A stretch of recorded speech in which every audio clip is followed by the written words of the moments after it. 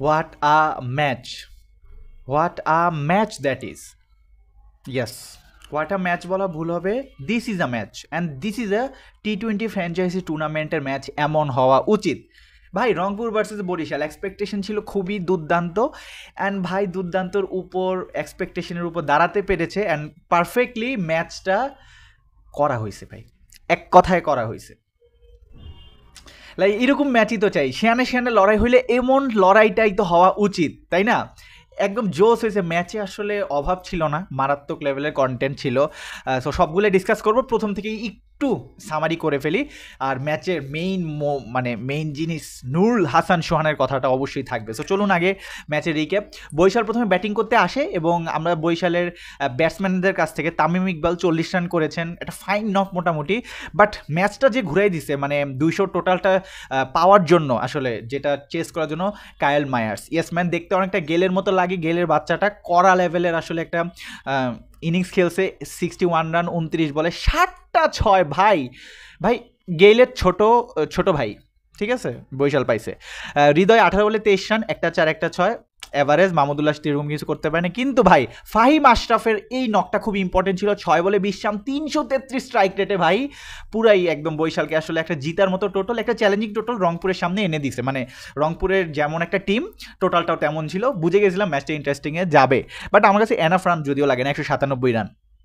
Well, সমস্যা নাই। রংপুর রাইডার্সের শুরুটা কেমন হয়? হয় নাই তেমন ভালো, রংপুর রাইডার্সের মতো হয় নাই। একটা মোমেন্টামের মধ্যে লাগতেছিল যে ম্যাচটা হেরে যাবে, আর ভাই লাস্টের মিডল ওভার পর্যন্ত লাগতেছিল ম্যাচটা বরিশালের হাতেই ছিল। এবং আমরা যদি একটু বলি, অ্যালেক্স হেলস চলে না, ডেইলি চলবে না, সমস্যা নাই।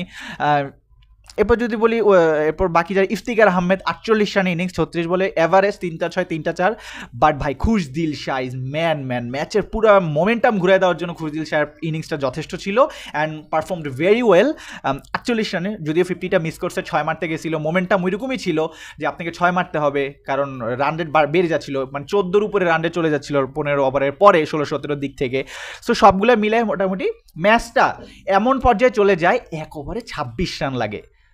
অ্যান্ড বিলিভ করেন, আমি টোটালি 50ও না 20% রংপুরে রাখছিলাম। নুরুল হাসান সোহান স্ট্রাইকে ছিল। অ্যান্ড গেস করেন ম্যাচটা কে জিতাইছে? নুরুল হাসান সোহান, ঘোড়ার ডিম। কিসের নুরুল হাসান সোহান? ম্যাচ জিতাইছে ভাই শান্ত। মানে উইকেট কিপারের দ্বারাই আসলে নুরুল হাসান সোহানের মানে উইকেটটা, যেটা আসলে পরবর্তীতে এমন হবে, যদিও জানা উচিত ছিল না, বাট এভরি চান্স অপরচুনিটিকে কাজে লাগাইতে হবে যদি আপনি জিততে চান। ভাই এরকম করতেছিল, বল নিয়ে লাগতেছিল না, মানে দূরে ছিল অনেক উইকেটের থেকে বল আগে নেওয়ার আশায়। সো ওই জায়গার ভিতর আসলে ওই রানের সময় নুরুল হাসান সোহান আউট হয়ে গেলে হয়তো ম্যাচের সিনারিটা ভিন্ন রকম হতে পারতো। বাট ভাই, what a innings man, what a innings by Nurul Hasan Sohan, believe me or not.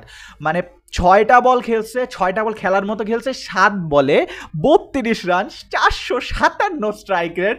ভাই কি বলবো, 6 4 4 6 4, লাস্টের বলে 6। ভাই 6 বলে এই ছেলে 31 রান নিচ্ছে, লিটারেলি ম্যান।